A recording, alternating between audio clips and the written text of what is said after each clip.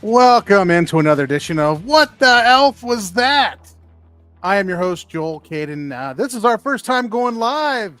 All right, ladies and gentlemen, going live for the first time with What the Elf Was That. In case you're not familiar with What the Elf Was That, this is the podcast that attempts to look at recent Cleveland Browns news and just basically answer the question, what the elf is going on here? Because the Browns give us so many opportunities to ask that question. So today we're going to focus on two topics, the schedule and what the elf is going on with that schedule. And two, we're going to talk about this report that just came out about, look at the balloons are coming up. Balloon came out just about an hour ago that Charles Woodson was interested in potentially purchasing 0.1% of the Cleveland Browns. So we're going to get into that and ask what the elf is Charles Woodson thinking. All right. As we are live, you can hit me up with comments. We are on X, Facebook, and YouTube. Hit me up with the comments. We'll interact with them live as we go on.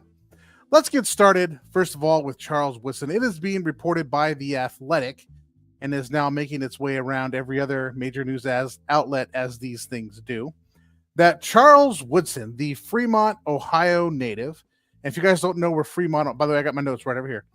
If you don't know where Fremont, Ohio is, you're not the only one. I had to look this up, okay? I am from the Dayton, Ohio area. As you can see, my pickle football helmet right there. I had to look up where Fremont, Ohio is. It is basically northeast of Tiffin, and it is 1/4 of the way between Bowling Green and Cleveland. So that's where Fremont, Ohio is, up there by the lake, by Lake Erie, like Lake Erie, that area, 1/4 of the way from Bowling Green going east toward Cleveland. Now, Charles Woodson is reportedly to be wanting to purchase 1%, 1/10 of 1%, which comes out to roughly $5.1 million that he would like to pay to be a partial owner of the Cleveland Browns. And I have to ask the question, what the elf is going on here?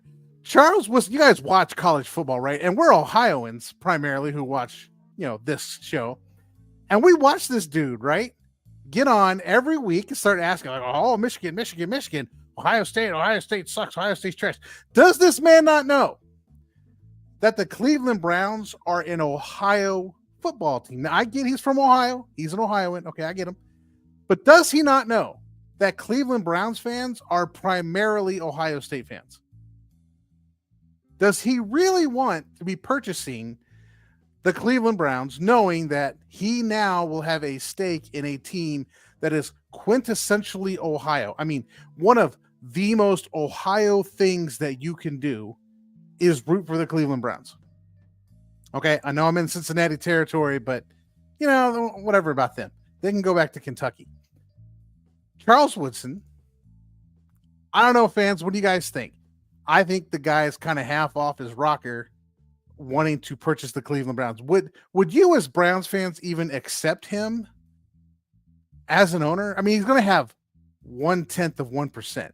So I don't know what they're going to do with him. I don't even know if that qualifies you to sit in an owner's box. I don't even, season ticket holders might be more important than this guy. I mean, does he get an invite to the Journey concert before the draft? I mean, what's his role? And he's just going to show up and be the face. And to do this, by the way, the NFL is telling him that he has to have certain brand restrictions.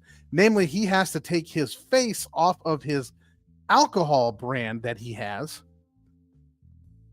And there are certain other things like name, image, and likeness, particularly with this wine and whiskey thing, but also with his agreements with broadcasting. As you know, Tom Brady is a broadcaster and had to do almost the exact same thing as Charles Woodson has had to do in this case. But there you have it, Browns fans. Charles Woodson, Mr. Michigan Heisman man with the pose, he might be looking to own the Cleveland Browns. And I don't know, like, wouldn't you want to own the Lions? Wouldn't you want to do something where, like, your brand, your name, your obsessiveness, like, wouldn't you want to do something Michigan related? Go back up to Michigan. I hope he doesn't come to all the games and we got to stare at him. Or if we have to do that, they at least ought to bring back Hang On Sloopy at between the third and fourth quarters at the Brown Stadium, Huntington Bank Field, just for him, just in case he's in attendance. We should listen to Hang On Sloopy again. Bring that back, by the way. Get rid of whatever stupidity they put in that place. Well, I don't know what to say. There he is, Charles Woodson. Charles Woodson, ladies and gentlemen. Let's move on to the next topic. Let's talk about this thing right over here.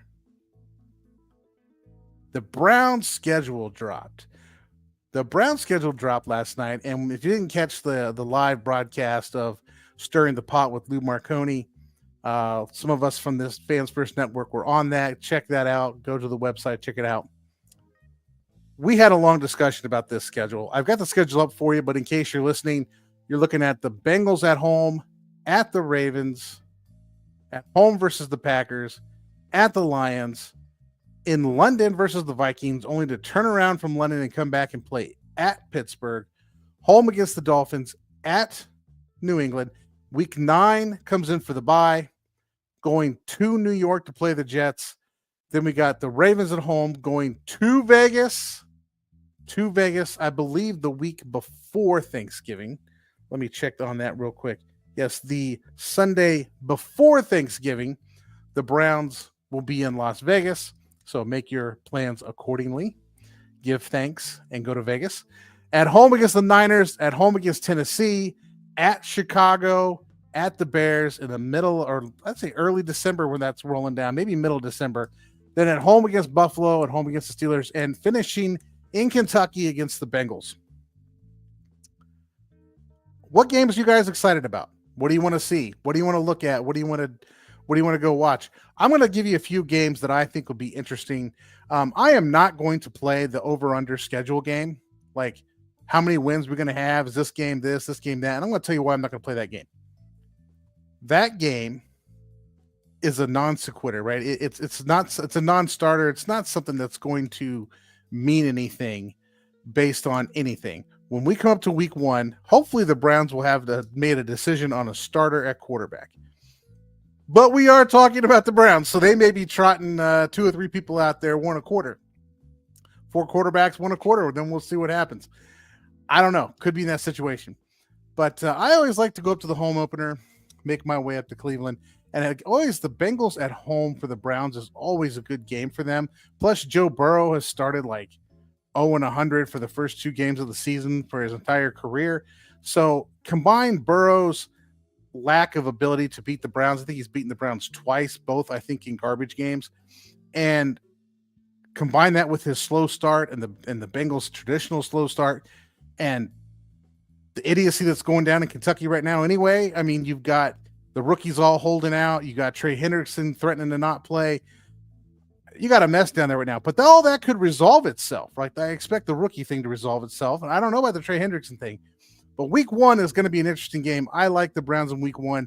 That to me is a go-see game in Cleveland. Another go-see game, in my opinion, is the game against the Titans at home. Now, it depends on how the Browns season goes. That game could legitimately be Cam Ward versus Shedeur Sanders. And we all know the Browns quarterbacks get hurt all the time. We could start out with Dylan Gabriel as the quarterback. By the time we reach week 14, he's probably long on the IR and not coming back anyway. So then we're looking at Shedeur Sanders. And he's going to be legendary. Legendary. Okay, I'm joking. Come on. Have some fun, people. Putting legendary Sanders out there against Cam Ward. That would be an interesting game to watch.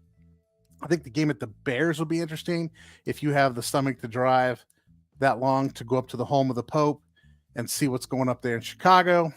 The games I'm not interested in, week 18 in Kentucky.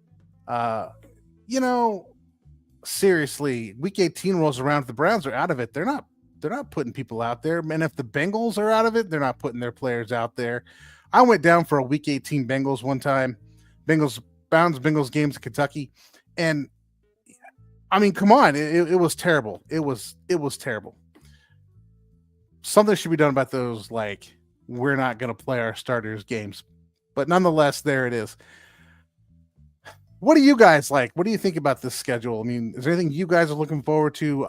It's a rough one. I think the Browns' strength of schedule is the second or third strongest, most difficult schedule they're facing. A lot of that happens, by the way, because you're facing the Ravens, you're facing the Bengals, you're facing the Steelers, and everyone expects the Steelers, Ravens, and Bengals to be difficult opponents.